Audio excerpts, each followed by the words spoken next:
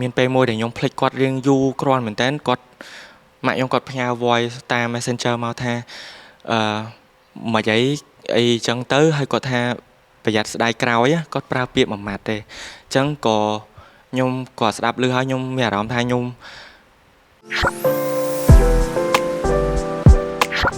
ថ្ងៃនេះមានវត្តមានជាមួយនឹង content creator ដ៏ល្បីម្នាក់ក្នុងចំណោមយុវជនសម័យថ្មីអញ្ចឹងគោលបំណងរបស់ខ្ញុំនៅក្នុងថ្ងៃនេះដោយសារតែខ្ញុំសង្កេតឃើញថាអូន Vivid គាត់មានចក្ខុវិស័យមួយទៅលើការធ្វើ content តាក់ទងជាមួយនឹង education ជាគោលហើយគាត់ជា idol របស់ក្រុមការងារខ្ញុំក៏ដូចជាមិត្តភក្តិខ្ញុំជាច្រើនអញ្ចឹងហើយថ្ងៃនេះបានជើញគាត់មកជាវត្តមានយ៉ាងពិសេសហើយចែកម្លែកអំពី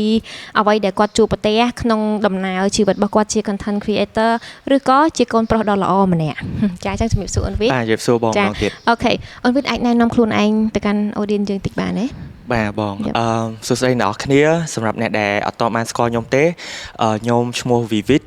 រាល់ថ្ងៃនេះខ្ញុំជាអ្នកធ្វើការពេញម៉ោងនៅក្រុមហ៊ុនមួយប៉ុន្តែក៏មានគេហៅថាក្រៅម៉ោងខ្ញុំក៏ជា content creator ម្នាក់ដែរដែលភាគច្រើនគឺខ្ញុំផ្ដោតសំខាន់ទៅលើផ្នែកមាតិកាអប់រំហើយនឹងលើកទឹកចិត្តអីផ្សេងៗហើយនឹងឱកាសអាហារូបករណ៍ទៅកាន់ក្មេងៗជំនាន់ក្រោយហើយបើនិយាយពីដំណើរក្នុងការផលិតមាតិការបស់ខ្ញុំបកទៅប្រហែលជា2ឆ្នាំមុនខ្ញុំមិនដែលនឹកស្មានថាខ្ញុំមកធ្វើមាតិកាដូចសប្តាហ៍ហ្នឹងទេដោយសារតែមានពេលមួយដែលខ្ញុំត្រូវទៅទទួលសញ្ញាបត្រនៅចក្រភពអង់គ្លេសដែលខ្ញុំបញ្ចប់ការសិក្សាថ្នាក់ Master ហ្នឹងហើយខ្ញុំត្រូវទៅយកសញ្ញាបត្រម្នាក់ឯងនៅចក្រភពអង់គ្លេសអញ្ចឹងទៅពេលហ្នឹងក៏ខ្ញុំគិតថាឱកាសហ្នឹងវាអត់ងាយមានទេសម្រាប់ខ្ញុំអញ្ចឹងទៅខ្ញុំចង់ថតដើម្បីទុកជាគេហៅថា document ជីវិតរបស់យើងដើម្បីទុកមើលខ្លួនឯងពេលក្រោយទៀតអញ្ចឹងណាប៉ុន្តែពេលហ្នឹងចៃដន្យអីក៏មានអ្នកចូលទស្សនាច្រើនខ្លាំងមែនតើក្នុងការដែល page ហ្នឹងpage របស់ខ្ញុំកាលមុនមានអ្នក follower ប្រហែលជា1000ទៅ2000អ្នកជាងឯងអញ្ចឹងចំនួនអ្នក like អ្នកមើលហ្នឹងក៏វាអត់ដល់នឹងដែរវាត្រឹមប្រហែល100 200អីចឹងទៅប៉ុន្តែវីដេអូទី1របស់ខ្ញុំដែលខ្ញុំធ្វើ vlog ទៅយកសញ្ញាបត្រហ្នឹងវាចៃដន្យអីវាឡើងទៅដល់1លានអ្នកជាងអញ្ចឹងទៅក៏ខ្ញុំចាប់ផ្ដើមមានអារម្មណ៍ថាអូនៅស្រុកខ្មែរយើងក៏មានយុវជនជាច្រើនដែលគាត់ចាប់អារម្មណ៍លើមាតិកាបែបអប់រំអញ្ចឹងណាអញ្ចឹងក៏ខ្ញុំស្ដាយក៏អត់ចង់ទុក page នឹងចោលខ្ញុំក៏ធ្វើមាតិការហូតមកដល់ឥឡូវមករបៀបថាឆ្លៀតថ្ងៃ day off របស់ខ្ញុំហ្នឹងព្រោះអីខ្ញុំធ្វើការពេញម៉ោងអញ្ចឹងខ្ញុំមានតែពេលសៅរ៍អាទិត្យឬមួយក៏ពេលយប់ហ្នឹងឯងដែលឆ្លៀតតិចតួចធ្វើរហូតមកដល់ឥឡូវប្រហែលជា2ឆ្នាំជាងហើយដែលខ្ញុំផលិតមាតិកាអប់រំនៅលើ page របស់ខ្ញុំផ្ទាល់ That's why page អូនឈ្មោះថា Vivid Day Off ពីព្រោះយើងផលិតតែថ្ងៃ Day Off សម្រាប់អូខេអរគុណបែបមកវិញឆ្នាំណាដែលអូនបានទៅចក្រភពអង់គ្លេសដើម្បីទទួលសញ្ញាបត្រហ្នឹងខ្ទង់ឆ្នាំ2022បងពាក់កណ្ដាល2022ពាក់កណ្ដាលឆ្នាំអញ្ចឹងមកដល់ឥឡូវបានន័យថា73ឆ្នាំហើយអញ្ចឹង page បងអូនក៏មានអាយុកាល73ឆ្នាំដែរបាទអូខេដោយ like មកដល់ឥឡូវ follower នៅក្នុង page មានប៉ុន្មានឯអូនប្រហែលជា 100k follower ជាង 100k follower ក៏ជាបុគ្គលិកម្នាក់ដែរធ្វើការអូខេមិញគ្រាន់តែបងឮថាអូខេអូនចាប់អារម្មណ៍ឬមួយក៏ចង់ចែកម្លែកតាក់ទងជាមួយនឹងវិស័យអប់រំត្រូវជាមួយនឹងបងដែរពីព្រោះបងក៏ស្រឡាញ់ក្នុងការចែកម្លែកនៅការអប់រំមិនថាតិចច្រើនទេប៉ុន្តែបើសិនជាពួកយើងទាំងអស់គ្នាចូលរួមចែកម្លែកបងជឿជាក់ថាសង្គមមួយនេះនឹងមានការអភិវឌ្ឍល្អប្រសើរឡើងតែគ្រាន់ថាអ្វីដែលបងធ្វើហ្នឹងគឺតែលើ parenting ការអប់រំកូនប៉ុន្តែជា education ដូចគ្នាធានបတ်ល្អដែលសារអត់សូវឃើញមានអ្នកធ្វើច្រើនហើយខ្ញុំគិតថាយើងត្រូវការនឹងខ្លាំងមែនតើចាបងក៏ប៉ុត along the way ជាមួយគ្នានឹងគឺបងរៀនសូត្រដែរទេពីព្រោះបងគិតថាខ្លួនបងនឹងនៅមានចំណេះដឹងមានកម្រិតខ្លាំងណាអញ្ចឹងចំកូនផងរៀនសូត្រផងចែកម្លែកផងបងតែងតែរំពឹងឬមួយក៏គិតថាបងនឹងចេះច្រើននៅពេលដែលយើងព្យាយាម research ឲ្យចែកម្លែកចឹងណាចាមួយទៀតទៅវិញបងចាប់អារម្មណ៍ថាចេះអូនទៅទទួលសញ្ញាបត្រនៅចក្រភពអង់គ្លេសក្នុងនាមបងជាម្ដាយបងតែងតែរំពៃគិតថាបើសិនជាថ្ងៃណាមួយកូនបងអាចទទួលបានអាហារូបករណ៍ហើយគាត់អាចទៅចក្រភពអង់គ្លេសឬមួយក៏ប្រទេសដទៃទៀតរៀនសូត្រឬក៏ទទួលសញ្ញាបត្របងជាម្ដាយបងច្បាស់ជាសប្បាយចិត្តខ្លាំងណាស់ពីព្រោះ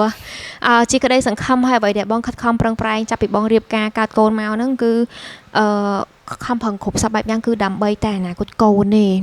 ចង់បងក៏បងគិតថាចេះអើយប៉ាម៉ាក់វាមិនដឹងជាសុវ័យចិត្តមកចេះណដែលបានកូនដែលល្អហើយអាចទៅទទួលសញ្ញាបត្រនៅស្រុកក្រៅអញ្ចឹងណាកន្លងមកតើម៉ាក់ប៉ាដែលនិយាយជាមួយវិទ្យថាម៉ាក់ប៉ាមានមោទនភាពដែលមានកូនអាចទៅទទួលសញ្ញាបត្រអញ្ចឹងហើយឬមួយក៏គាត់និយាយថាអាចមានកូនប្រុសដោយកន្លងធម៌ដូចថាមិនដើរផ្លូវខុសក្នុងសង្គមអញ្ចឹងគាត់ដែរនិយាយពាក្យអីជានេះទៅកាន់អូនទេនិយាយទៅគ្រួសារខ្ញុំរៀងខុសពីគេតិចតួចដោយសារតែខ្ញុំគិតថាពួកគាត់អត់សូវបង្ហាញក្តីស្រឡាញ់តាមរយៈការនិយាយរបស់គាត់ទេគាត់អត់ដែលប្រាប់ខ្ញុំផ្ទាល់ហ្មងឯថាគាត់មានមោទនភាពឬមកគាត់ស្រឡាញ់យើងអីចឹងតាំងពីតូចមកយើងអត់ដែលមានទម្លាប់នឹងទេប៉ុន្តែមិនមែនមានន័យថាគាត់អត់ស្រឡាញ់យើងទេយើងទទួលបានការស្រឡាញ់ហ្នឹងតាមបែបសកម្មភាពផ្សេងទៅឧទាហរណ៍ពេលខ្ញុំទៅសញ្ញាបត្រហ្នឹងខ្ញុំទៅម្នាក់ឯងមែនប៉ុន្តែគាត់គ្រប់ត្រូលខ្ញុំតាមរយៈគាត់មើល live stream ដែលខ្ញុំ share link ទៅគាត់ណាlink ហ្នឹងគឺវាយូរមែនតើវារាប់ម៉ោងប៉ុន្តែគាត់មើលរហូតចាំដល់ពេលខ្ញុំឡើងហើយគាត់ record អាហ្នឹងដើម្បីផ្ញើមកខ្ញុំអីចឹងខ្ញុំមានអារម្មណ៍ថាខ្ញុំសប្បាយចិត្តប៉ុន្តែគាត់និយាយថាគាត់ស្រឡាញ់យើងឬមកមានមោទនភាពអីទេគាត់ថាគាត់បង្ហាញបែបជួយ share វីដេអូយើងដាក់បេះដូងដាក់អីចឹងទៅអញ្ចឹងក៏និយាយថាខ្ញុំធំដឹងក្តីមកខ្ញុំក៏អត់សូវជាមនុស្សដែលបញ្ចេញអារម្មណ៍ដូចពួកគាត់ដែរសូម្បីតែខ្ញុំស្រឡាញ់ណាគេឬមកក៏ពេញចិត្តណាគេក៏អត់ហ៊ានបញ្ចេញដែរឲ្យគេឃើញអីចឹងវាឆ្លងមកដល់ខ្ញុំដែរអូខេកាប់ទៅមុននឹង2 3ថ្ងៃបងបានបញ្ចូលសម្លេងវីដេអូមួយបងនិយាយ clear ណាស់តែបានបង្ហោះឲ្យវីដេអូហ្នឹងកាប់ទៅពុកម្ដាយសម័យមុនណាគាត់អត់ចូលចិត្តបង្ហាញពីអារម្មណ៍ទេគាត់ក៏អត់ចូលគាត់និយាយថាម៉ាក់ប៉ាស្រឡាញ់កូនហើយគាត់ក៏អត់អត់ថោកឬក៏មិនហ៊ានទៅសើកូនចំពោះមុខកូនទេពីព្រោះគាត់គិតថាខ្លាចកូនបានចិត្តឬមួយក៏ក្នុងរូបភាពណាមួយអញ្ចឹងទៅប៉ុន្តែវិទ្យគិតថាអាហ្នឹងវិទ្យគ្រប់គ្រងឲ្យឪពុកម្ដាយសម័យថ្មីបន្តធ្វើបែបហ្នឹងទៀតឬក៏មិនដែរចំណុចមួយហ្នឹងណាបើសិនជាខ្ញុំតាមបទពិសោធន៍ហ្មងពេលដែលយើងអត់សូវបញ្ចេញអារម្មណ៍អត់សូវនិយាយគ្នាជួនកាលយើងអាចនឹងអត់យល់ពីគ្នាច្បាស់ 100% ទេជួនកាលយើងគិតថាគាត់គិតអញ្ចេះប៉ុន្តែតាមពិតគាត់គិតផ្សេងពីអីដែលយើងគិតទេរបៀបថាយើងអានចិត្តរៀងៗខ្លួនប៉ុន្តែអត់បញ្ចេញថាចង់យើងគិតអីទេអាហ្នឹងក៏វាអត់សូវល្អហ្មងដែរអញ្ចឹងខ្ញុំចង់លើកទឹកចិត្តថាឪពុកម្ដាយជំនាន់ក្រោយគួរតែបើសិនជាអាចគាត់គួរតែ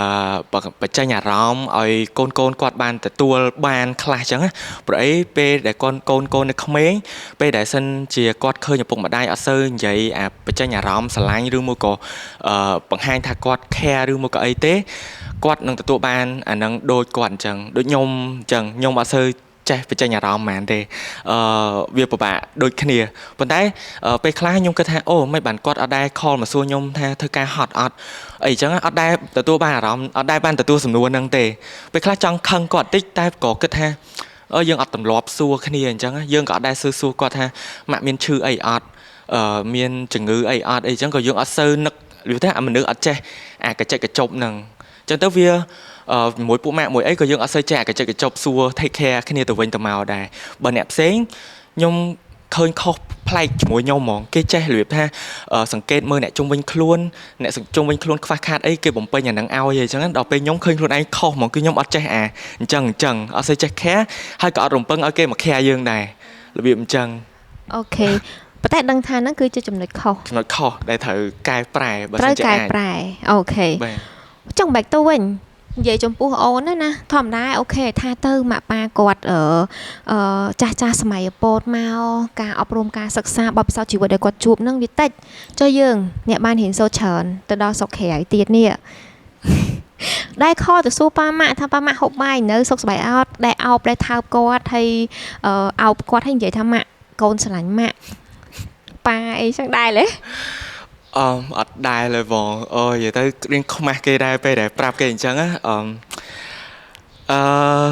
យាយទៅដូចខ្ញុំនិយាយអញ្ចឹងវាយើងអត់មានទម្លាប់នឹងតាំងពីតូចមកដល់ពេលអញ្ចឹងពេលដែលយើងធ្វើអញ្ចឹងមានអារម្មណ៍ថានៅអៀនខ្លួនហើយ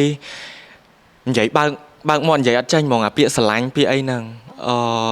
គាត់ក៏អត់សូវនិយាយមកយើងដល់ពេលអញ្ចឹងយើងក៏អត់ហ៊ាននិយាយទៅគាត់ពិបាកមែនតើចុះបងឧទាហរណ៍ថ្ងៃក្រោយបើសិនជាអូន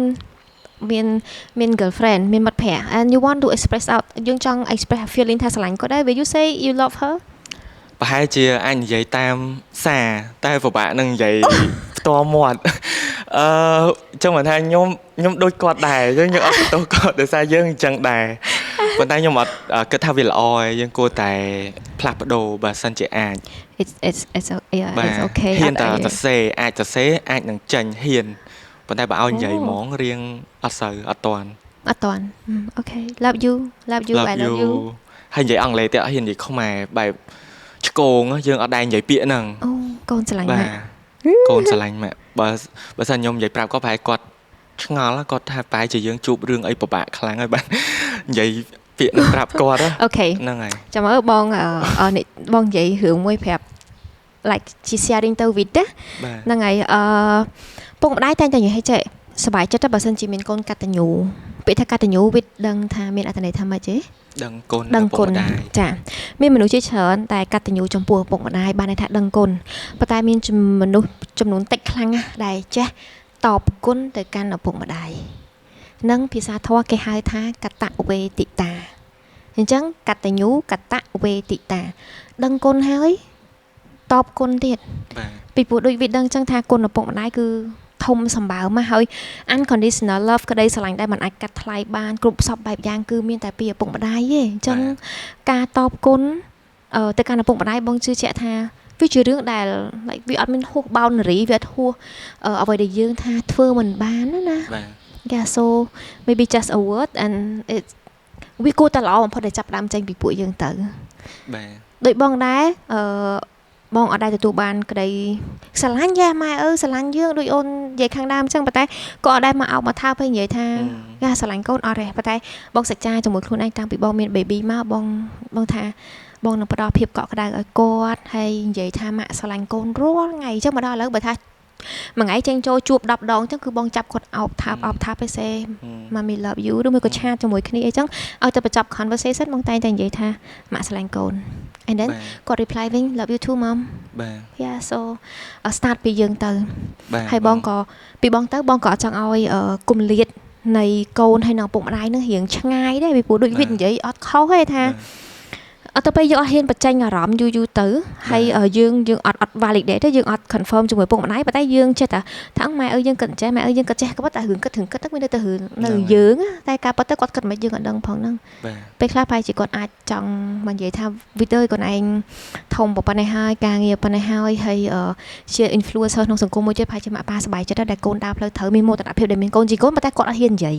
បងអាច validate បងអាចដឹងចិត្តគាត់អញ្ចឹងណាប៉ុន្តែជាចំពោះវីដបើសិនជាឥឡូវបងថាជាឥឡូវវីដសាកនិយាយទៅកាន់ម៉ាក់ប៉ាបើសិនជាគាត់អាចមានឱកាសមើលវីដេអូហ្នឹងអូនហ៊ាននិយាយប្រាប់គាត់ថាម៉ាក់ប៉ាកូនស្រឡាញ់ម៉ាក់ប៉ាអត់វាឥឡូវ Yes now អូខេ It's open way អូខ្ញុំញ័រដែរនិយាយទៅរឿងនៅអៀនគាត់មែនតើអត់ទាន់កែអានឹងបានខ្លាំងហ្មងឯងតែអីដែលខ្ញុំផ្លាស់ប្ដូរមួយរយៈចុងក្រោយហ្នឹងអាសាតលេងគាត់រៀងបានច្រើនជាងមុនការពីលើកមុនតើមានប៉ុនទៀនអីធំដុំហ្មងបានឆ្លៀតទៅតែឥឡូវមិនចាំប៉ុនទៀនក៏របៀបផ្សាយអាទិត្យអីក៏ឆ្លៀតទៅដែរហ្នឹងហើយបន្តិចម្ដងនឹងទៅដល់ចំណុចមួយហ្នឹងអាចរៀងថាចិត្តស្និទ្ធជាងមុនតែវាអត់ទាន់ដល់ចំណុចដែលខ្ញុំចង់បានមកនេះតែពេលខ្លះក៏ពិបាកវាថាខុសឆ្គងនឹងពួកគាត់ដែរដោយសារតែយើងបដោតទៅលើការងារខ្លាំងពេករហូតដល់យើងភ្លេចអ្នកផ្ទះដែលគាត់រងចាំយើងទៅលេងគាត់អញ្ចឹងមានពេលមួយដែលខ្ញុំភ្លេចគាត់រៀងយូរគ្រាន់មែនតើគាត់ម៉ាក់ខ្ញុំគាត់ផ្ញើ voice តាម Messenger មកថាមកអីអញ្ចឹងទៅហើយគាត់ថាប្រយ័ត្នស្ដាយក្រោយគាត់ប្រើពាក្យមួយម៉ាត់ទេអញ្ចឹងក៏ខ្ញុំគាត់ស្ដាប់ឮហើយខ្ញុំមានអារម្មណ៍ថាខ្ញុំខុសឆ្គងនឹងពួកគាត់មែនតើទោះបីជាយើងជោគជ័យក្នុងជីវិតមិនក៏ដោយប៉ុន្តែបើយើងអត់បានគិតពីគាត់អត់បានបង្ហាញថាយើងស្រឡាញ់គាត់អាចនឹងថ្ងៃណាមួយគាត់អាចនឹងគិតថាអូយយើងតែឯងមិនបាច់ចាំត្រូវការពួកគាត់ក៏បានដែររហូតដល់គាត់ហ៊ានប្រើពាក្យហ្នឹងប្រាប់យើងគឺគាត់ដល់ចំណុចមួយដែលគាត់គិតថាគាត់ឯកាមែនតើហើយបានគាត់ហ៊ានសម្រេចចិត្តប្រាប់យើងហើយខ្ញុំក៏លើពាក្យហ្នឹងខ្ញុំភ្ញាក់ខ្លួនខ្លាំងមែនតើអញ្ចឹងមិនពេលឥឡូវឲ្យតែខ្ញុំមានឱកាសអីសឹងថាពេលខ្លះដាក់ម៉ោងរ៉ូលដើម្បី call ទៅគាត់ទៀតបើអត់ដាក់ទេគឺភ្លេចឲ្យមួយថ្ងៃមកដល់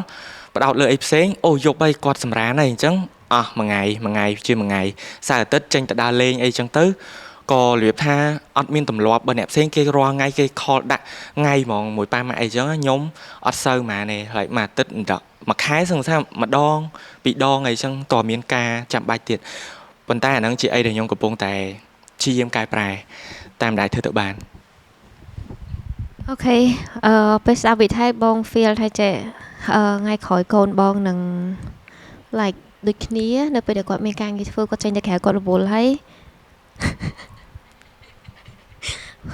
ដូចចង់ថៃចង់ it's true ព្រោះជីវិតបងគាត់ចង់ព្រោះថ្ងៃស្រឡាញ់កូនខ្លាំងហើយគាត់ថាបើកូនធំទៅគាត់ចេញឆ្ងាយទៅអញ្ចឹងអូ so gonna be a lonely mommy daddy ថ្ងៃក្រោយអូខេ so អូខេចាឥឡូវអត់តន់ស្បែកគិតនិយាយណាចាំទៅនិយាយមួយគាត់ផ្ទាល់វិញបាទ maybe អៀនអាចនិយាយពីឥឡូវទៅអញ្ចឹងណាអត់អីទេបងនឹងព្យាយាមធ្វើវីដេអូ call ទៅគាត់អូខេអរគុណអញ្ចឹងសំណួរបន្តបងចង់សួរវិធីចេះមកដល់ឥឡូវនេះមានវ័យប៉ុណ្ណឹងហើយឆ្លងកាត់បទពិសោធន៍ច្រើនសម្រាប់បងឬក៏សង្គមអាចនិយាយថាវិទ្យគឺជាក្មេងម្នាក់notក្មេងទៀតយុវជនហើយ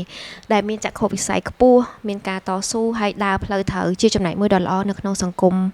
បស់យើងហ្នឹងហើយអាចនិយាយប្រាប់បងបានទេថាកត្តាដែលអាចឲ្យអូនជ្រើសរើសឥឡូវហ្នឹងលទ្ធផលឥឡូវហ្នឹងវាបណ្ដាលមកពីអ្វីជាគោលសំខាន់ទៅខ្ញុំគិតថាអីដែលខ្ញុំធ្វើរាល់ថ្ងៃហ្នឹងអីដែលក្តីសម័យខ្ញុំកំពុងតែខ្ញុំអាចនិយាយថាខ្ញុំកំពុងតែរស់នៅក្នុងក្តីសម័យរបស់ខ្ញុំប៉ុន្តែក៏បើសិនជាអត់មានការបើកសេរីភាពពីប៉ាម៉ាក់ខ្ញុំជំនួយពីពួកគាត់ខ្ញុំក៏អត់មានថ្ងៃហ្នឹងដែរពេលខ្លះខ្ញុំគិតថារាល់ថ្ងៃខ្ញុំត្រូវ support គាត់រាល់ខែយើងផ្ញើជាថវិកាខ្លះជូនគាត់អញ្ចឹងណាមានកូនចិត្តតូចមួយគិតថាអូយើងមានសមត្ថភាពជួយគាត់អីចឹងណាខ្ញុំមានមោទនភាពលើខ្លួនឯងរឿងហ្នឹងដែរទាំងដែលពេលដំបូងយើងអត់ដែលគិតថាយើងមានសមត្ថភាពដល់កម្រិតហ្នឹងទេហើយគាត់តាំងពីតូចមកគាត់ឲ្យសេរីភាពខ្ញុំខ្លាំងមែនតើសឹងថា 100% 120% ហ្មងខ្ញុំចង់ធ្វើអីគាត់អត់មានជំទាស់អត់មានអីទេប៉ុន្តែមិនមែនថាយើងពេលគាត់បើកដៃឲ្យហើយយើងធ្វើអីតាមតែចិត្តចង់ហើយធ្វើបាបគាត់វិញទេយើងអត់ដែលមានប្រវត្តិធ្លាប់ធ្វើឲ្យគាត់ពិបាកចិត្តអីទេអញ្ចឹងគាត់ចេះតែប្រឡែងយើងទៅសិនទៅបើសិនជាយើងមានបញ្ហាអីមួយបានគាត់រៀងប្រយ័ត្នប្រយែងមួយយើងប៉ុន្តែយើងអត់ដែលធ្វើឲ្យគាត់បាក់ចិត្តទេអញ្ចឹងគាត់បើកសេរីភាពអញ្ចឹងខ្ញុំមានឱកាសក្នុងការសាកហើយបរាជ័យច្រើនអញ្ចឹងទៅបានខ្ញុំរកអីឃើញដែលខ្លួនឯងស្រឡាញ់ណាបើសិនជាខ្ញុំពេលហ្នឹងសម័យថាបើសិនគាត់គំនាបថាត្រូវតែធ្វើអញ្ចេះតាមផ្លូវនេះខ្ញុំក៏អត់មានឱកាសក្នុងការបរាជ័យដែរអញ្ចឹងក៏ខ្ញុំអត់អាចរកឃើញអីដែលខ្លួនឯងស្រឡាញ់ដែរយល់អញ្ចឹងភាគច្រើនគឺឱកាសដែលយើងអាចចេញទៅប្រឡូកក្នុងសង្គមខាងក្រៅជោគជ័យផងបរាជ័យផងប៉ុន្តែវាបានយកវាធ្វើជាមេរៀនដើម្បីលុតដំខ្លួនឯងមកដល់សប្តាហ៍ focus ខ្លាំងផ្ដោតខ្លាំងទៅលើពាក្យថាសេរីភាពហ្មងបាទក៏ប៉ុន្តែនៅក្នុងហ្នឹងវិធីសាស្ត្រក្នុងការចិញ្ចឹមកូន parenting ហ្នឹងគឺមាន5ចំណុចប៉ុន្តែមានទី1គឺយើងឲ្យសេរីភាពកូនហើយមានមួយទៀតហ្នឹងគឺបែបលក្ខណៈ control ចាមានឪពុកម្ដាយមួយចំនួនគឺគាត់បានឲ្យកូនធំហើយតែគាត់នៅតែ control អញ្ចឹងណាជាចំពោះវិទ្យនៅពេលដែលចេញទៅខាងក្រៅច្បាស់ជាមានមិត្តភ័ក្តិមិត្តរួមមហាវិទ្យាល័យអីជាមួយគ្នាច្រើនហើយមានមិត្តភ័ក្តិផ្សេងទៀតដែលអូនគិតឃើញថាវិធីសាស្ត្រក្នុងការចិញ្ចឹមកូនរបស់ពុកម្ដាយពួកគាត់ហ្នឹងខុសពីវិទ្យមិនខ្លះហ៎យ៉ាបងមានផ្សេងគ្នាអញ្ចឹងណាប៉ុន្តែមានក្រុមគ្រួសារខ្លះគាត់បែបលក្ខណៈគាត់គ្រប់គ្រងកូនគាត់រៀងខ្លាំងដោយសារគាត់មើលឃើញនឹងភ្នែកចិត្តបកៅអីចឹងណាអូម៉ាថាកូនគាត់ទៅនេះទៅនោះអីចឹងត្រូវប្រាប់គាត់គ្រប់ជំហានទាំងអស់ណាគេទៅខ្លះឬមួយក៏ធ្វើឲ្យគេខ្លះមកមិនចូលផ្ទះមកមិនអីគាត់ចាប់ដើមបារម្ភអាហ្នឹងយើងយល់ថាគាត់ខ្វាយខ្វល់ប៉ុន្តែដល់ដំណាក់កាលមួយដែលរបៀបថាគាត់ខ្វាយខ្វល់ជ្រុលរហូតដល់សំបីតែការសម្រេចចិត្តក្នុងជីវិតក៏ត្រូវតាមពួកគាត់ដែរអាហ្នឹងខ្ញុំអត់សូវគ្រប់គ្រងខ្លាំងហ្មងទេព្រោះអីមិនប្រកាសថាកូនគាត់ចូលចិត្តនៅអីដែលគាត់ចង់ឲ្យកូនគាត់ធ្វើទេអញ្ចឹងគាត់ត្រូវរៀនបើកចិត្តស្ដាប់កូនគាត់ថាតើកូនគាត់ចូលចិត្តអីចង់ធ្វើអីតើគាត់អាច support អីគេបានខ្លះបើសិនជាគាត់ធ្វើអីដែលយើងគិតថាអត់សូវល្អយើង ដល់ជាដំបូងមានបែបលើកទឹកចិត្តវិញណាក្នុងជាជាងយើងជេបន្តិចហើយរបៀបថាជន់បលិចពួកគាត់ថាអាហ្នឹងមិនល្អអាហ្នឹងមិនអីអីចឹងទៅរបៀបថាខំប្រឹងបង្កើតជាសន្តានាមួយឲ្យគាត់គិតពីផលវិជ្ជមានផងនិងវិជ្ជមានផងហើយឲ្យគាត់អាចវាតម្លៃខ្លួនឯងអញ្ចឹងឲ្យគាត់រៀនម្ចាស់ការលើខ្លួនឯងហើយកុំឲ្យពេលដែលសម្រេចចិត្តខុសឬមកក៏ត្រូវទៅទម្លាក់កំហុសលើភាគីណាមួយអាហ្នឹងក៏វាអត់សូវល្អមែនដែរបាទ អូខេចឹងការដែលមាន open communication បានថាមានវេទិកាមួយយើងអាចនិយាយគ្នាហ្មងเนาะបាទយ៉ាហើយ listen បើយើងស្ដាប់ដោយយកគិតទុកដាក់ហើយព្យាយាមយល់ពីកូនបាទអូខេក៏ប៉ុន្តែជឿជាក់ថាប៉ាម៉ាក់ទាំងអស់គាត់អត់មានខុសមានត្រូវអីទេគ្រាន់ថាអូខេទឹកចិត្តពុកម្ដាយណាគេក៏បារម្ភកូនដែរតែគ្រាន់ថាតើការគ្រប់គ្រងការបារម្ភហ្នឹងអាចថាពេលខ្លះយើងអោបកសោបកូនពេកទៅអត់អាចឲ្យកូនចេញទៅខាងក្រៅជួបជាមួយនឹងបទពិសោធន៍ពេកខ្លះភាព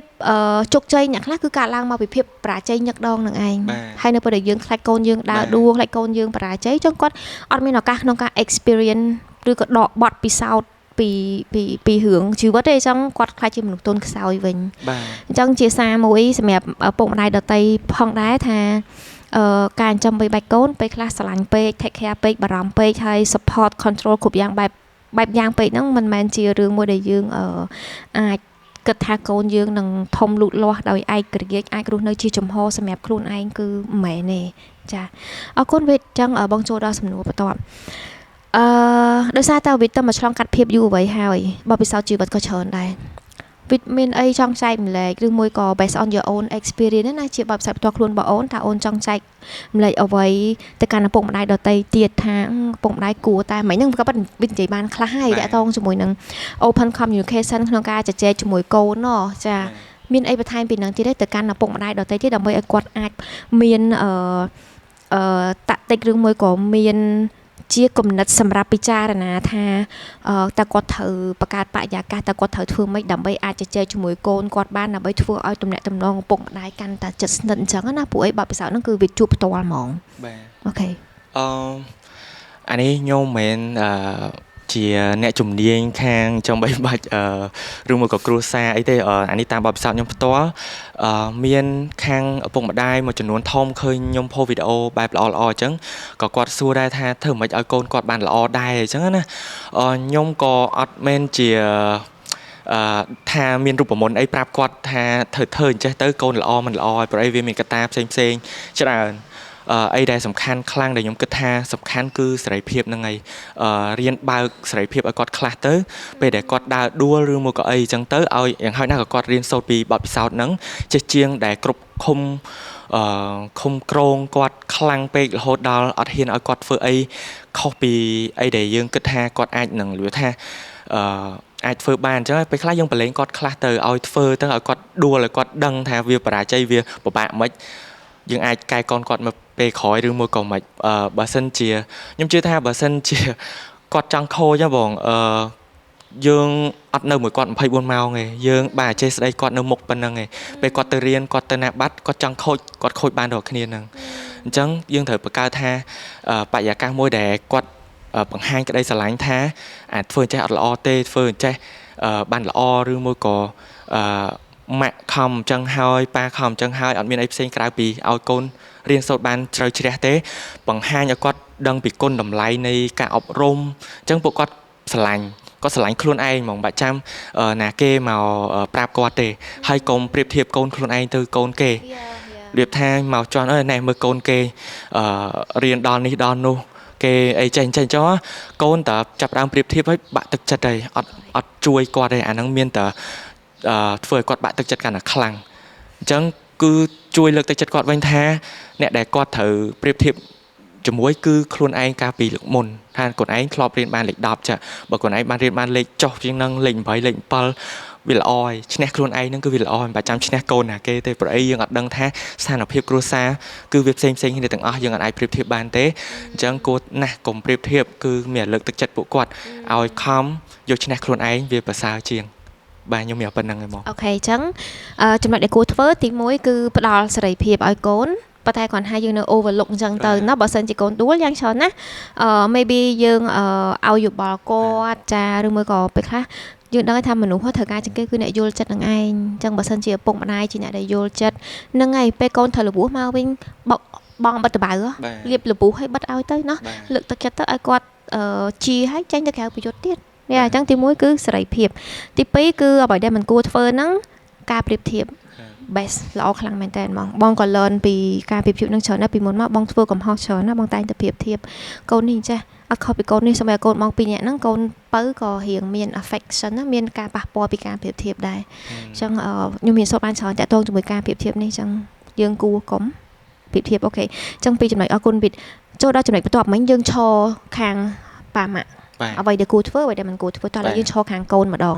ក្នុងនាមជាយុវវ័យដែរតើវិទ្យចង់មានអីចែកម្លែកទៅកាន់យុវវ័យសម័យថ្មីថានៅក្នុង AI technology ដ៏ទំនើបក្នុងសម័យនេះចាអ្វីក៏ដោយក៏យើងអាច access ទៅបានដែររាល់ថ្ងៃនេះហ្នឹងហើយអញ្ចឹងបើសិនជាយើងប្រហែលខ្លួនទៅបន្តិចទៅហើយអញ្ចឹងសម្រាប់វិទ្យតើ bachelor បទពិសោធន៍របស់អូនផ្ទាល់ដែរតើអូនចង់ចែកម្លែកអីគេខ្លះទៅកាន់យុវវ័យសម័យថ្មីដើម្បីធ្វើម៉េចឲ្យធានាបានថាគាត់អាច spend time wisely គាត់អាចចំណាយពេលវេលាមានប្រយោជន៍ហើយអ្វីដែលល្អសម្រាប់ខ្លួនគាត់ហើយសង្គមបាទអរគុណបងនិយាយទៅតាមបទពិសោធន៍របស់ខ្ញុំឃើញថាយុវជនរបស់យើងជាពិសេសខ្ទង់វ័យ10ឆ្នាំក្រាស់ចូល20ស្ដើងហ្នឹងជាពេលដែលគាត់ពិបាកខ្លាំងដោយសារគាត់ទើបតែចប់សាកលវិទ្យាល័យចប់វិទ្យាល័យចូលសាកលវិទ្យាល័យជាវ័យដែលត្រូវរត់តាមក្តីសម័យឃើញគេឃើញឯងច្រើនគាត់ចាប់ផ្ដើមប្រៀបធៀបខ្លួនឯងច្រើនគាត់អាចនឹងមានជំងឺបាក់ទឹកចិត្តច្រើនដែរខ្ញុំហ៊ាននិយាយចឹងដោយសារតែខ្ញុំធ្លាប់ធ្វើ content ដែលតាក់ទងទៅនឹងការលើកទឹកចិត្តច្រើនចឹងខ្ញុំទទួលបានសារពីពួកគាត់ក៏ច្រើនដូចគ្នាថាពួកគាត់ជួបបញ្ហាគេខ្លះមានសម្ពាធមិនខ្លះគំនាបមិនខ្លះគាត់អត់ទទួលបានជោគជ័យក៏គាត់សម្ពាធមានបញ្ហាចាក់ស្រេះខ្លាំងមែនទែនពេលខ្ញុំអានសារគាត់ហើយគឺខ្ញុំពិបាកចិត្តជំនួសគាត់ខ្ញុំអត់ដឹងថាឲ្យដំបូងមានមិនទៅគាត់ទេអញ្ចឹងមានតែខ្ញុំធ្វើរាល់ថ្ងៃនេះគឺលើកទឹកចិត្តឲ្យពួកគាត់នឹងជឿជាក់លើខ្លួនឯងថាបញ្ហាទាំងអស់ហ្នឹងគឺគ្រាន់តែជាបដាអាសន្នទេយើងអាចឆ្លងកាត់វាបាននៅថ្ងៃណាមួយអញ្ចឹងត្រូវស្រឡាញ់ខ្លួនឯងឲ្យបានច្រើនហើយត្រូវនិយាយល្អៗខ្លួនទៅកាន់ខ្លួនឯងឲ្យបានច្រើនព្រោះអីយើងនៅជាមួយខ្លួនឯងច្រើនជាងគេ24ម៉ោងយើងឆ្លុះកញ្ចក់ក៏យើងឃើញខ្លួនឯងច្រើនជាងគេដែរអញ្ចឹងបើសិនជា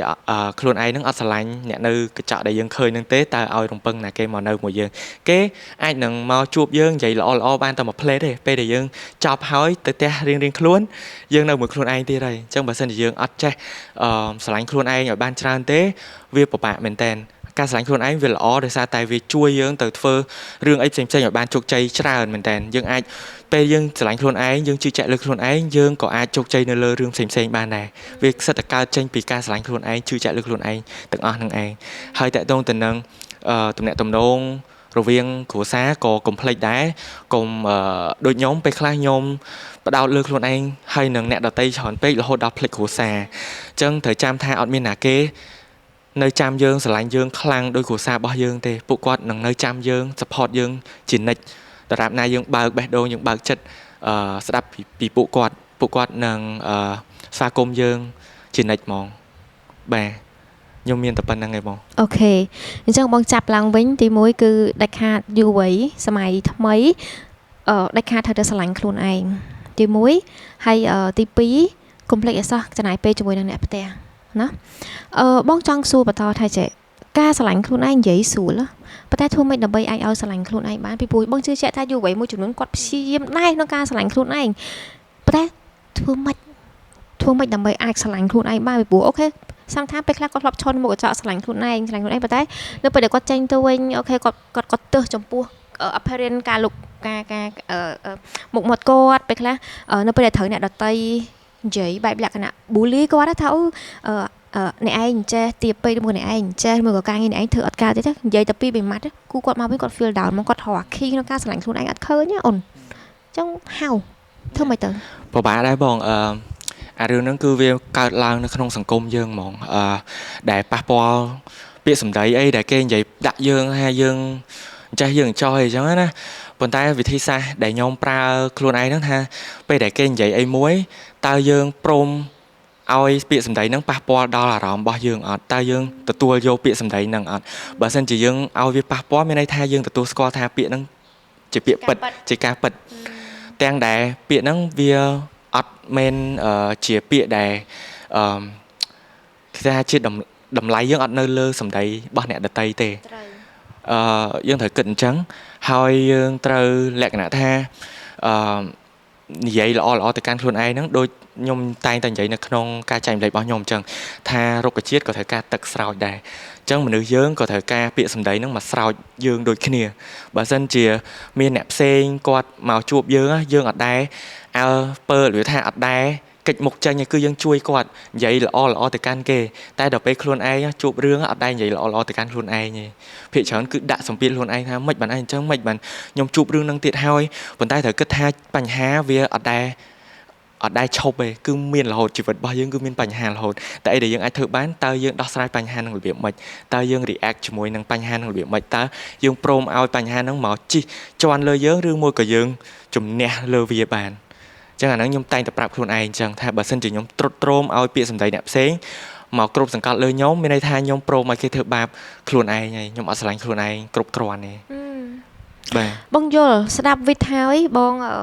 bong reflect mà luôn ai nhá bong bị đám mà có thọ mình cầm hò chỉ trao nó về đà dương dĩ chơi tà nà dương là oi bong á chơi tà nà là oi nhiều tà can mất phe chẳng bà thấy chơi tà nà là oi tay sầm đầy dương ở trên gì vậy bây cái đáp tới thôi pa po kê khăng hay sầm đầy bong hiểu một đó từ bây chẳng bong chơi từ sầm mày lang vinh tha bị đám mà đằng tha tao miên mình đủประมาณ nè để thở ban bạn tật chật thở ban ở đôi tha phụ ta sầm đầy bong nó thôi kê feel down mỏng hay kê giờ đúng tôi feel sorry khăng bong coi cật lòng ấy mà cật tha mình cua bong vậy chẳng á hay bà tay còn ha bong bắt đầu là cái ao thôn ấy mới cứ từ bây giờ bong đăng tha bong vậy khó chẳng bong bị sạch được xong tổ kề bà tay bị bà bạ thoáng tha kê từ tua mình là tua bị xong tổ bà dương thiệt chẳng trong khỏi nơi ta đôi vịt vậy mình chẳng tha bà sân chỉ dương hủ nấu hay tre xà lạnh luôn ai hay cùng vô bị nè đầu tay nó ta cùng oi nát này ca này vậy đi có ca kết bọn nè đầu tay nó mà khộp lơ đi bao dương bán cứ lọ khăn mình ta chắc bà sân mình được cột hộp rúp quạt chắc bà sân chỉ nè cột này quạt ạt miền màng sẽ tức là miền phật cùng đặt môi thai dương cùng oi nát từ bị sầm đấy nè đầu tay rồi sao tụi bay kia vậy mấy cái đào bà sân chỉ dương ọt chân tế đầm lại bao dương mình thật là lừa đầm lại ở bị sầm đầy bao nè đầu tay về có bà té còn ha bị bong mau với nhá bong lên bị bong riêng sâu bị bọt bị sao ăn lỏ bong nó lấy nó bong tay ta bị giặt ta không can vậy sau đấy nó bị bùa tay vậy ăn sủa ai pa po đau kê khăng á nè rồi chẳng lesson learn bong hai mình được khục nếu đôi vin vậy chẳng cua tại sao bắt đầu sờ lạnh luôn anh hai ao đầm lại luôn anh hay thử cất ha tay dương cua chầm nải pe từ on chật mũi bịa sầm đấy kế đôi mới có chầm nải pe là bay vừa với ao luôn anh pivot từ một tiệt yes năng ai bong ở tại tông là năng oi đồng bộ miền kê nữa á mình cục khné có chẳng bàn đồng bộ miền bao giờ này pe khai kê chẳng oi tại dương sẽ đạp bà sân chỉ kê ọt xong đồng bộ miền bị dương tế tụi bây dương oi mấy có kê sẽ đạp ở châu đây rồi kê miền cá cất bạc kê hao sẽ đạp vậy năng ai để nhom riêng sâu bàn vì bọt bị sao bao nhom dựa trong cả đá một bong chân khục pe oi đồng bộ miền kê là hồn chẳng để kê ọt toàn bàn xong ai để kê trong bàn pe khai kê còn tại trong oi sẽ đạp đang có cái áo chặt đài và cái áo sông đồng bộ miền tế bạch áo rồi nhưng cái tha vì bà bả không ca plap đô ca kịch nước mình nè vì bà bả mình tên lúc tra tại cái chân tại tua bàn bà xin thì cái áo chân bán vì bà bả không ca plap đô ngày vô nhôm chân vậy cho nó năng nghe bông vô bà tay bông vô này là như bà tay bông ca pi cầm hộp luôn ấy mới mất phe mà nè có nơi là có nơi Australia có nhiều phe bông là hột có tha ý bả cái bên thời ca đồng bộ miền pi vậy bả nhá bài tên vậy bà đảo kế hay bó miền lẻ môi tiệt ca pi luôn ấy nhá miền lẻ hay chạy thế bả anh thời tờ chui có hạt phùa ví dụ thì ho tha đôi bên này nó có bông ở đào tờ mục hay như đang tờ mục thì tiết cho sầm một lông tắc slap hay vô lấy chân vô thời tờ bằng đầm nã có chân như thời tờ chui có tụi bay có thời ca cái đáo hay bả anh cho nắng mơ khơi kê đào tờ mục slap ban đây nên miền hạt Paul chân tờ ca pi phiệp miền nhá bóc luôn anh tiết á bà ta mà đo lại mình bong dùl còn anh đang bong dùl thoảng bịa mùi để bong lư chọn năm mà hai bà ta bong tâm mà dùl là lời nữa ạ dùl thoảng tha mình nút miên cam chưa được bọc luôn và pot tu mía đây tha mình nút sang cam ná ban Paul nâng chứ mà kê sang cam nâng cái thời đau tơ chẳng ạ tôi bây giờ nâng trong tơ bạ cái mấy cái nở tơ đây xong rồi tơ bọc pot có kê có trung ប្រោសតែឧបតែបុគ្គលណាដែលមានឧបនិស្ស័យដែរហើយលបាក់បងនេះស្អីទៅចង់ដើរប្រោសគេដូចឯងហ្នឹងអ្នកអីចឹងណា យល់បង អូយបង learn a lot from that យល់ពេលដែលយើងឲ្យដំបូងមានទៅមនុស្សដែលគាត់អត់ចង់ស្ដាប់វាហត់ចិត្តខ្លួនឯងវាដូចអោបភ្លើងខ្លួនឯងឯងពេលដែលគេអត់ទទួលយកអីដែលយើងចង់ឲ្យគេធ្វើហ្នឹងណាអញ្ចឹងយើងកុំវាល្អជាង ចា បាទ អូខេអញ្ចឹងបងនឹងរៀនសូត្រដែរ បាទ អត់ចេះតែឲ្យដំបូងមានឬក៏ឲ្យយោបល់គេចាំគេធ្វើការចាំឲ្យ បាទ ណា ត្រូវការគឺវាមានគុណតម្លៃហ្មង ចា ពាក្យពេចន៍ ចា ដំបូងមានរបស់យើងនិយាយចេញទៅគឺគេ appreciate appreciate យល់ដោយសារតែបងធ្លាប់អានសភៅមួយទៀតរបស់លោកគ្រូបុត្រសវងណាហើយស្ដាប់អាសាស្ដាប់លោកគ្រូបុត្រសវងគាត់តែថាក្នុងសភៅកូនមានឪពុកគាត់ថាចូលកូនធ្វើជាមនុស្សប្រដៅងាយ ចឹងណាចឹងតាពីបងអានសភៅគាត់មកកាលនោះដូចឆ្នាំ2015បងចាំ10ឆ្នាំមុនបងអានសភៅហ្នឹងចូលកូនធ្វើជាមនុស្សប្រដៅងាយបងអានពីអាម៉ាត់ហ្នឹងហើយបងប្រាប់ខ្លួនឯងទៀតមើលថាចេះថ្ងៃចាប់ថ្ងៃហ្នឹងទៅឲ្យតែគេនិយាយត្រូវតែស្ដាប់គេត្រូវតែតាមគេពីព្រោះធម្មតាតែយើងមិនចេះស្ដាប់មនុស្សធម្មតាអូខេអ្នកដែលមានបទពិសោធន៍ជាងបងប៉ាម៉ាក់ឬក៏លោកគ្រូឬមួយក៏មេអីចឹងអនឡាញដឹងថាបើសិនគេធ្វើដល់ CEO គេធ្វើដល់ manager អីធម្មតាតែគេនិយាយអីវាមិនដែរគេនិយាយណាអត់បានប្រយោជន៍ទេហើយបើគេបដៅយើងឃើញតែយើងខុសអីយើងគួរតែសប្បាយចិត្តរីករាយទៅពីព្រោះយើងអាចរកឃើញចំណុចខ្វះខាតរបស់ខ្លួនឯងចំណុចខុសរបស់ខ្លួនឯងចឹងយើងមិនបាច់ខុសទៀតណាចឹងមកប្រាប់ខ្លួនឯងរហូតឲ្យតែគេនិយាយដែលខាតបងត្រូវតែធ្វើជាមនុស្សដែលប្រដៅងាយឲ្យតែគេណែនាំសូម្បីតែអូខេការស្លៀកពាក់ក្តីឬមួយក៏ការធ្វើអីប៉ុន្តែបងមិនចេះតែស្ដាប់ទាំងអស់ហើយយើងយកមកយើង like យើងមើលទៅថាមួយណាល្អយើងសំខាន់យើង groom ខ្លួនឯងឲ្យល្អ in term of តាំងពីការស្លៀកពាក់អត្តចរិតការនិយាយស្ដីការចំណាយពេលវេលាគុណធម៌ឬក៏បេះដូងចិត្តអីបងមើលថាមួយណាដែលល្អបងធ្វើតាមអញ្ចឹងបងអត់ចង់ធ្វើជាមនុស្សក្បាលរឹងគេនិយាយម្ដងពីរដងហើយអត់ស្ដាប់ហើយកំហុសដែលគេនិយាយហ្នឹងម្ដងបងត្រូវព្យាយាមកែអញ្ចឹងណាព្រោះបងគិតថាយើងរស់នៅរាល់ថ្ងៃគឺមិនមែនរស់នៅតែឯងទេយើងរស់នៅរាល់ថ្ងៃគឺនៅក្នុងសង្គមមួយអញ្ចឹងតែយើងធ្វើអីខុសអ្នកផ្សេងមើលមកគេអត់ទាន់ដឹងថានឹងខុសតែគេឃើញយើងធ្វើគេធ្វើតាមណា បាទ អញ្ចឹងយើងជាគំរូមួយដល់អ្នកដទៃទៀតបើសិនជាយើងនៅតែធ្វើខុសអញ្ចឹងមនុស្សជំនាន់ក្រោយដឹងខុសតាមយើងហើយ បាទ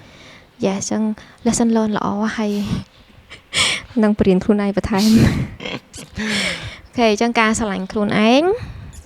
អស់ដល់រឿងហ្នឹងទីមួយបន្ទាប់ពីការឆ្លាញ់ខ្លួនឯងហើយក៏មិនភ្លេចជាមួយនឹងការសំណាយពេលឬក៏ឆ្លាញ់គ្រួសារដែរអញ្ចឹងដូចវិទ្យផ្ទាល់អញ្ចឹងជាកូនម្នាក់ដែលមានសេរីភាពពេញលេញក្នុងការចេញមកខាងក្រៅដើរហើរក្នុងសង្គមប៉ុន្តែតាមរយៈក្រោយនេះអូនមានអារម្មណ៍ថារៀងភ្លេចអ្នកផ្ទះដោយសារតែដើរតាមក្តីសម័យរបស់ខ្លួនឯងទៀត like you are chasing your dreams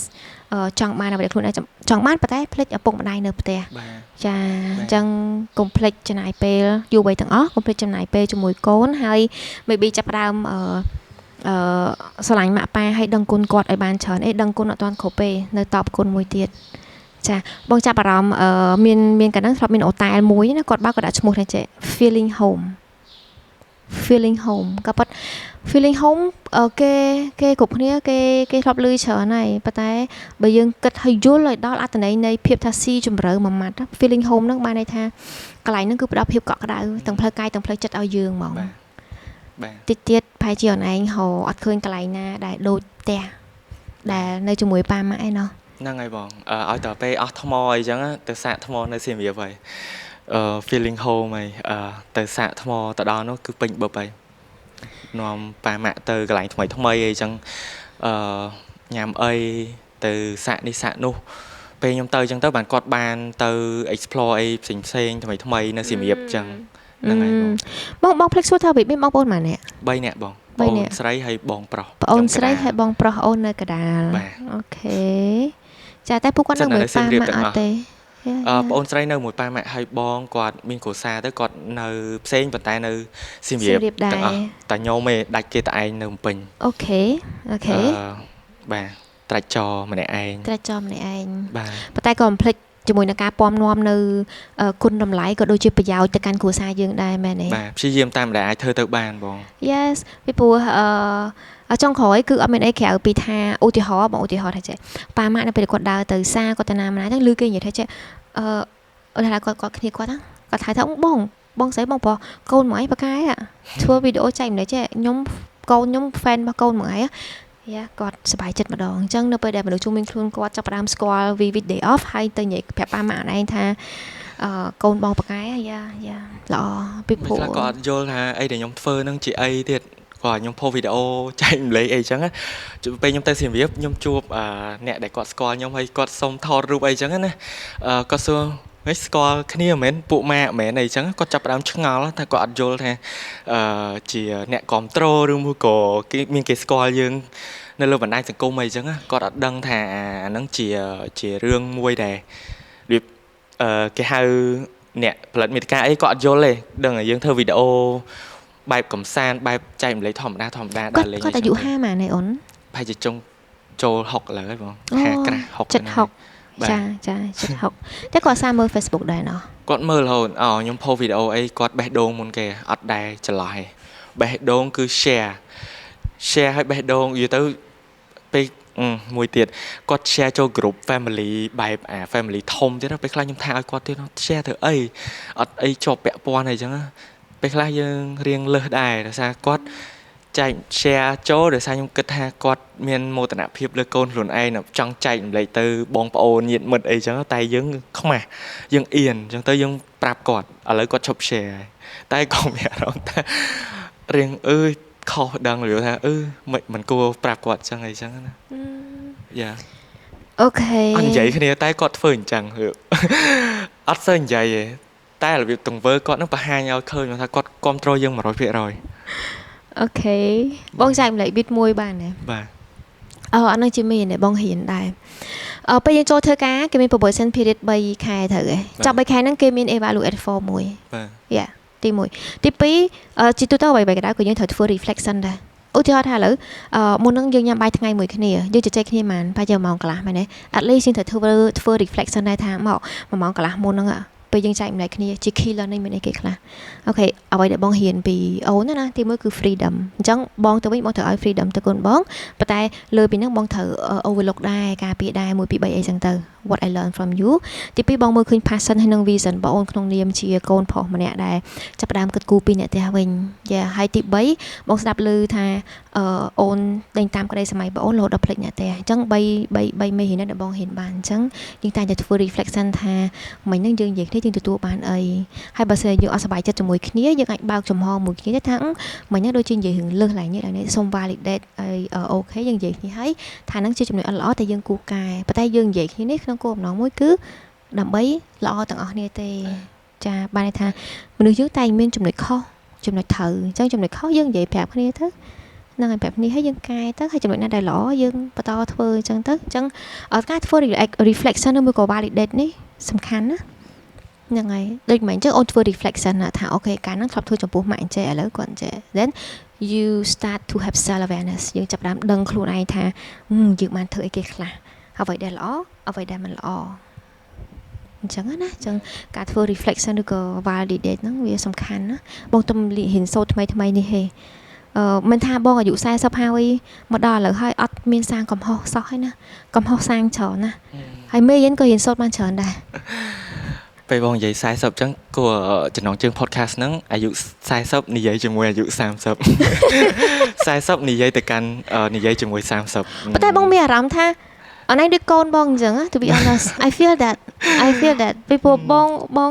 បងតែងតែគិតថាយុវវ័យសម័យនេះតើពួកគាត់គិតម៉េចគាត់ធ្វើអីគាត់ជួបអីគាត់ react អីពីព្រោះបងតែងតែ focus ទុកមុនបាទឥឡូវកូនបងអាយុ5 10មែនប៉ុន្តែពេលគាត់អាយុ30ហ៎ម៉េចដូចអូនឯងអត់អញ្ចឹងដូចការបងចាប់ផ្ដើមមានកូនដំបូងអញ្ចឹងនេះបងចែកម្លែកទៀតគាត់ថាចាប់ផ្ដើមទងន់ភ្លាមគាត់ថាមានកូនបាត់ប៉ុន្តែ how like យើងត្រូវរៀបខ្លួនបែបម៉េចដើម្បីធ្វើជាម្ដាយគេទាំងខ្លួនឯងដូចទឹកកន្លះក្អមមកដឹងខ្សល់អីផងហ្នឹង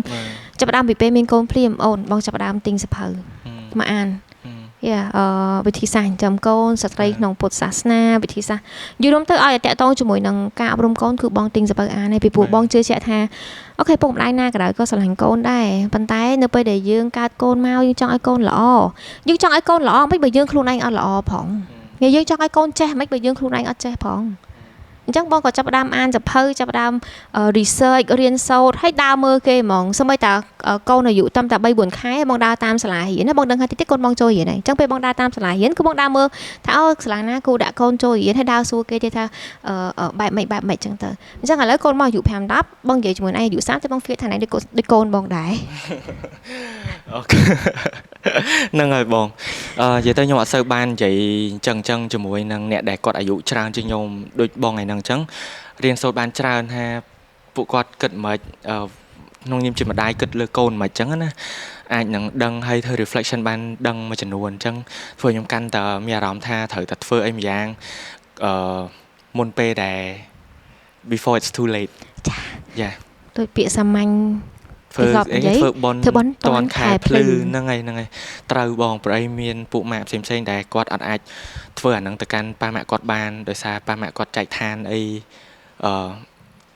ទៅបាត់អញ្ចឹងគាត់តែងតែប្រាប់ខ្ញុំថាតន់យើងនៅមានពុកម្ដាយនៅនឹងមុខអញ្ចឹងធ្វើបន់ទៅកុំភ័យកុំខ្លាចថាអស់នេះអស់នោះអីអញ្ចឹងទៅតន់នៅធ្វើបានតន់ពួកគាត់ដើរលេងបានខ្ញុំធ្លាប់បញ្ជូនគាត់ទៅដើរលេងនៅសិង្ហបុរីនៅម៉ាឡេប្រើលុយខ្ញុំសុទ្ធហ្មងខ្ញុំមានមោទនភាពខ្លាំងហ្មងហើយទៅតែធ្វើ passport គាត់ថ្មីទៀតបំណងចង់យកគាត់ទៅលេងប្រទេសផ្សេងទៀតតាមតែអាចធ្វើទៅបានព្រោះខ្ញុំឃើញប្រទេសច្រើនហើយប៉ុន្តែខ្ញុំចង់ឲ្យពួកគាត់ឃើញអីដែលខ្ញុំធ្លាប់បានឃើញដែរ Yes good on good បងចង់ចែកម្លែកមួយទៀតនិយាយកាន់បាយទៅចែកម្លែកទៀតទៅពពុទ្ធទូមានណាសិក្ខាបទរបស់កូនល្អអូនចាដូចជាមាន4 4 5ហ្នឹងនេះខាងឌីម៉ាញយុផ្លេចប៉ុន្តែបងចាំតែ2ជាងគេទី1ត្រូវចិញ្ចឹមចិត្តគាត់យើងត្រូវចិញ្ចឹមចិត្តគាត់មិនអូនមិនមែនថាMother Day ធ្វើឲ្យគាត់សប្បាយចិត្តតែ Mother Day ហ្នឹងមិនមែនទេ365ថ្ងៃមួយថ្ងៃ24ម៉ោងអនឡាញត្រូវធ្វើឲ្យគាត់សប្បាយចិត្តរហូតសប្បាយចិត្តមិនដោយវិទ្យធ្វើជាមនុស្សល្អឲ្យតាមប៉ាម៉ាក់គិតដល់វិទ្យគាត់សប្បាយចិត្តហ្មងអញ្ចឹងណាឲ្យតែគេនិយាយពីវិទ្យគាត់សប្បាយចិត្តហ្មងដូចផ្ការីកក្នុងចិត្តទៅព្រោះកូនយើងរៀនចប់ពីស្រុកក្រៅបាន scholarship មើលរងថ្ងៃការងារប្រាក់ខែល្អមើលសង្គមក្នុង content កូនធ្វើអញ្ចឹងចែកម្លែកទៅក្មេងជំនាន់ក្រោយនេះគេហៅថាកូនម្នាក់ដែលលើកស្ទួយកិត្តិយសគ្រួសារយ៉ាចឹងត្រូវចិញ្ចឹមចិត្តគាត់អរគុណច្រើនបងអរគុណទី2ចិញ្ចឹមកាយហ្នឹងមិនមែនថាមានតែផ្ទះឲ្យនៅមានតែបាយម្ហូបមិនមែនទេថ្នាំសង្កូវគេហៅតេយ្យទានណាហ្នឹងហើយតាំងពីថ្នាំសង្កូវតាំងពីម្ហូបអាហារតាំងពីសម្លៀកបំពាក់និយាយរួមទៅគឺគ្រប់សពដូចគាត់ចិញ្ចឹមយើងពីមុនអញ្ចឹងអូនគាត់ឲ្យអីយើងខ្លះចាត្រូវឲ្យគាត់ទាំងអស់អូនសងគុណគាត់អត់អស់ទេពុកម្ដាយហ្នឹងហើយចឹងចិញ្ចឹមចិត្តចិញ្ចឹមកាយហើយបងចាំមួយទៀតហ្នឹងគឺទ្រព្យសម្បត្តិដែលគាត់ឲ្យយើងមានប្រមាណយើងត្រូវចេះយកទៅប្រើប្រាស់ឆ្នៃឲ្យបានកាន់តែល្អហើយនឹងមានមួយទៀតអីគេបងអត់ចាំទេប៉ុន្តែពីបងទៅបងរៀនសូត្រច្រើនពីមេរៀនរបស់ពុទ្ធចាមួយខ្លឹមប៉ុន្តែយើងយកមកបំបែកមែនអូនការពិតបាទចាចឹងនេះតិចតួចចែកម្លែកទៅអូនបាទអរគុណច្រើនបងអរគុណអូខេចឹងpodcast យើងថ្ងៃនេះចាប់ប៉ុណ្ណឹងបាទអរគុណបងប្អូនទាំងអស់គ្នារៀងយូរគួរសមដែរប៉ុន្តែសង្ឃឹមថាជាអ្វីដែលល្អសម្រាប់បងប្អូនទាំងអស់គ្នាស្ដាប់ហើយអាចយកទៅធ្វើ reflection យើងពីខ្ញុំទៅខ្ញុំជឿគាត់អញ្ចឹងហ្នឹងហើយស្ដាប់គេហើយយើងមកមើលខ្លួនឯងថាចំណុចនេះយើងបានធ្វើហើយនៅបើល្អយើងរៀនសូត្រតាមបើអត់ល្អយើងយកចេញទៅតែប៉ុណ្ណឹងគ្រប់យ៉ាងដើម្បីខ្លួនឯងល្អហើយខ្លួនឯងល្អគ្រួសារខ្លួនឯងល្អសង្គមយើងល្អអរគុណសម្រាប់ការទស្សនា